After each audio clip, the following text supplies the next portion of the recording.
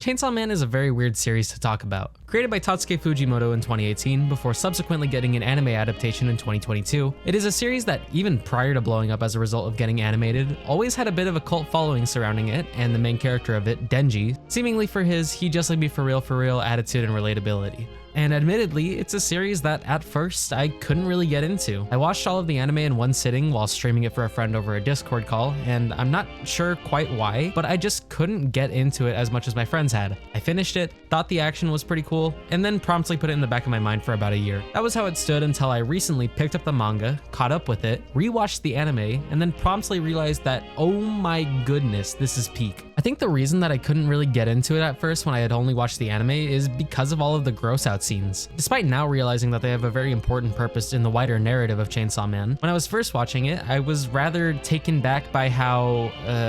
let's just say sometimes it seems like Mappa is animating these scenes with one hand, if you catch my drift. And as such, I had largely chalked it up to, oh, it's just fan service. Really gross fan service, but still fan service. But upon completing part 1 of Chainsaw Man and seeing the subsequent elaboration of themes present in part 1 being in part 2, I now realize that Chainsaw Man is an incredibly important piece of media in the conversation about and the breaking of stigma for male victims. Now, for the sake of allowing me to be able to,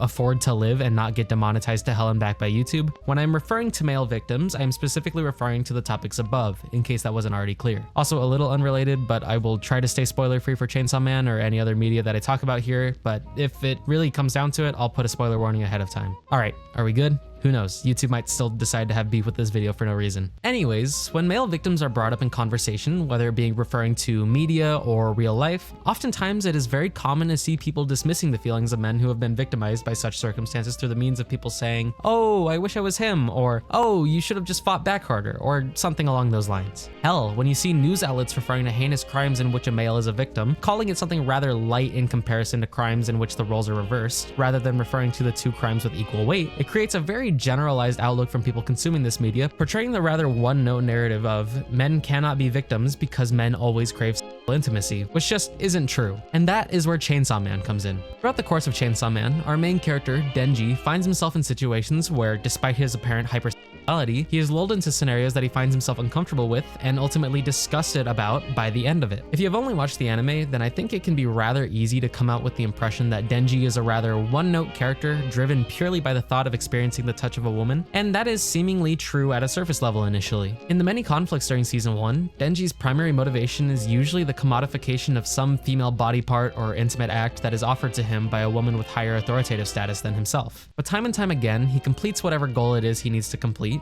gets the reward he is promised, whether it be straight up or some demented version of it, and he comes out of it being completely and utterly crushed by his seemingly extremely high expectations being ground to a pulp by the woman in his life taking advantage of him. And that last bit is the most important part of this puzzle, but before we get to that, let's talk about Denji's desires. As I said before, Denji, at a surface level, appears to desire intimacy above all else. And while yes, you can get through Chainsaw Man just fine if you presume that that's all there is to his character, mainly because his motivation serves as a nice bit of juxtaposition when compared to other shonen characters with more noble goals, Denji's craving of intimacy is ultimately a mask for the foundational needs that he's lacked for so long. When we first get introduced to Denji, he is a broke, lonely orphan indebted to the Yakuza with nothing more to his name than a little dinky shack and, quite frankly, an awesome-ass dog in the form of pochita. And it's ultimately in the first 10 or so minutes of Chainsaw Man that we get to see the most clear insight into Denji's true motivators rather than the ones that he believes he has later on. In the first 10 minutes of Chainsaw Man, we get to see him kept up at night with dreams of what he could have if he wasn't in debt. And it's not some misconstrued notion of intimacy like we get to see after he meets Makima, but rather a simple yearning for a better life, one where he gets to eat jam on sliced bread, play video games, and fall in love with a girl. There's nothing inherently hyper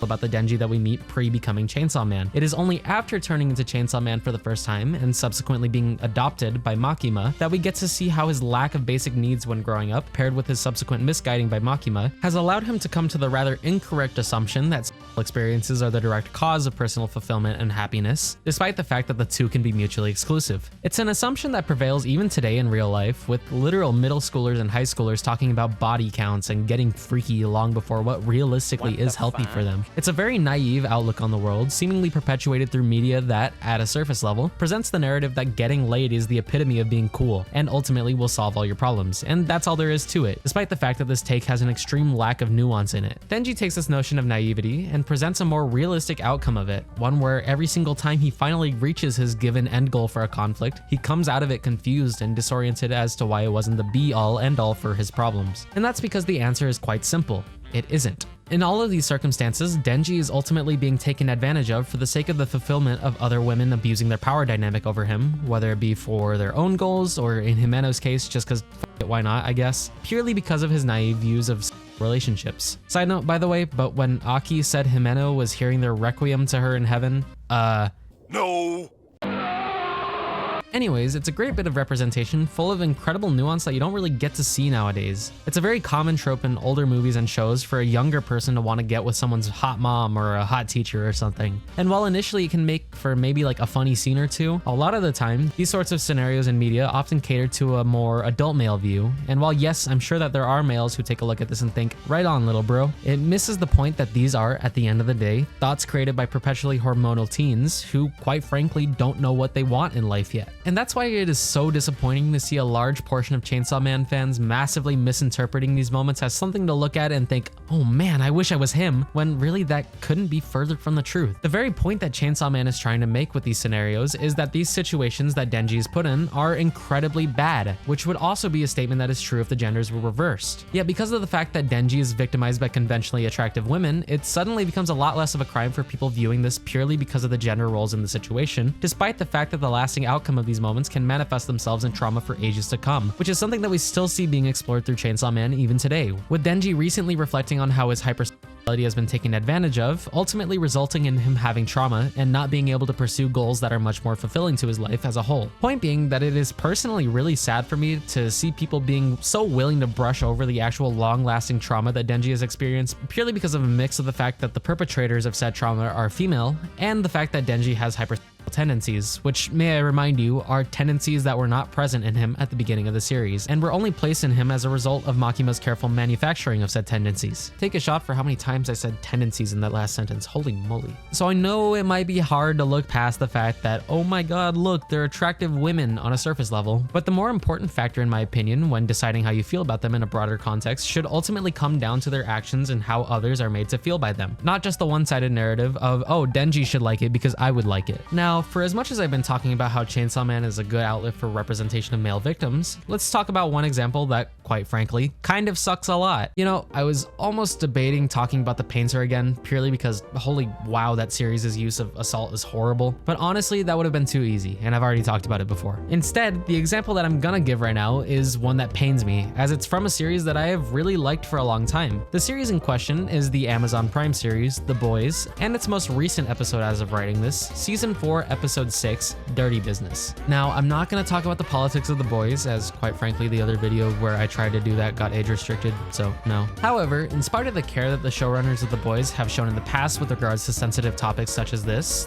most recent episode features half an hour of the main character being violated in the A-plot, seemingly for the sake of advertising the episode as, whoa, be careful, this episode shows some really out there shit. Isn't this as cool as the last time we marketed an episode this way? The answer is unfortunately no. The previous time that an episode was marketed like this was in Season 3, Episode 6's episode, Hero Gasm, which is actually the highest rated episode of the series. The difference here is that Season 3, Episode 6 was an overall extremely absurd episode that just so happens to be taking place in a situation with sexual circumstances, with said circumstances not being the focal point of the episode, but instead more or less just serving as an incredibly bizarre setting for an otherwise straightforward confrontation between our heroes and the villain. Meanwhile, a season later, we are subjected to an awful 30 minutes straight of our main character being violated in what I can only describe as an extremely mean-spirited attempt to reclaim the so-called edge factor that the boys had never really lost in the first place. I know it's gonna sound like a really weird comparison, but I can only really compare the feeling when watching that portion of the episode to watching that one April Fool's episode of SpongeBob, if you know what I'm talking about. The one where Squidward bullies the shit out of him and he cries.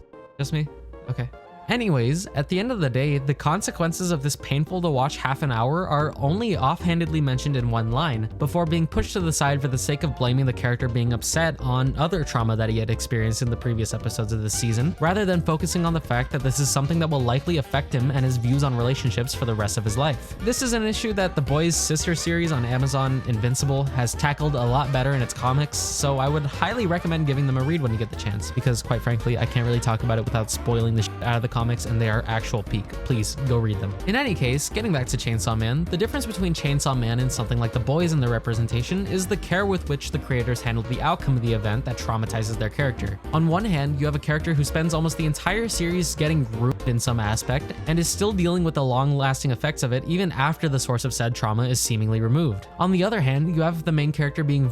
for 30 minutes for the sake of creating a shock value, dark humor, hey, look at this absurd crap that our main character is going through, before promptly casting it aside in favor of, oh, he's upset about some other stuff, don't worry about it. But it just goes to show that even today in media, males being victimized can still often be portrayed as nothing but the butt end of a really shitty joke, which can ultimately negate an actual good portrayal of male sexual trauma in the minds of people who simply decide to get their opinions from the media they watch, which, by the way, is really weird, but it unfortunately happens pretty often. Back to talking about Chainsaw Man, and more specifically going into depth about something that I had mentioned earlier, is the mass misunderstanding of topics regarding male victims in Chainsaw Man. While yes, it is extremely apparent that one of the primary messages and themes in Chainsaw Man is about the long-term effects that grooming can have on a person's life, many people are seemingly ignorant of this fact in favor of blindly rooting for Denji's short-term gratification, rather than focusing on the long-term psychological effects that this sort of stuff has clearly had on him. I mean, let's take a look at the most recent bit of mass publicity that Chainsaw Man saw with regards to chapter 167. Now, I will not be spoiling this chapter for the sake of my anime onlys, but for those of you who are aware what happened, I'm sure that somehow, somewhere, you likely saw a snarky reply from someone on Twitter or Reddit or something, which unfortunately just perpetuates the problem mentioned earlier in the video, which is that people are misinterpreting that Denji's short-term goals of gratification are more so founded on his own lack of fulfillment and naivety with regards to relationships, and as such, they should not be taken as his overall motivation as a character. Hell, right before 167, Denji was talking about the effects that Makima's conditioning has had on him, but somehow people have misconstrued the events in 167 as a good thing rather than considering the context in which they occur, and sadly for the time being this will only continue as people continue to watch snippets of the manga through TikTok, since so little is animated right now, missing out on a lot of extremely important context in a narrative that is incredibly important in my opinion, with regards to an extremely underrepresented yet common cause of trauma for men, specifically trauma of sexual nature. So as it stands, Chainsaw Man is a very well put together and nuanced portrayal of male trauma that I think can be an incredibly important stepping stone with regards to knocking down some of the more shallow views on male victimization that are present in modern society today. But a part of the realization of that importance is being able to take a step back and critically analyze said trauma rather than blindly putting it down in your mind as less important because of the gender of the person on the receiving end of that treatment. At the end of the day, no matter what gender you are, unfortunately this is something that can happen to anyone, and it's incredibly important not to diminish any sides just because of how they are perceived with regards to societal norms today. Whether it be through fictional media like Chainsaw Man or empowering victims in real life, it's incredibly important that all sides feel like they can heal and talk about what has happened to them equally, as unfortunately today, it can feel like the male side of the conversation is often dismissed far easier, even though neither side should ever be dismissed. In any case, in spite of the rather serious nature of the video, I think we can all agree that Pochita is the true goat of the series. I love that funny ass dog. Anyways though, thank you all very much for watching. I know that this was probably a bit of a shorter video for me, but if you enjoyed it, make sure to leave a like or subscribe, and leave a comment if you have any thoughts, as anything really helps me out. We're about to hit 8,000 subscribers on YouTube, so if you want to help out with it at all, that would be greatly appreciated. And if you are interested in chit-chatting, make sure to join our Discord server in the link in the description below. Otherwise, thank you very much for watching, and have a great rest of your day. Bye bye!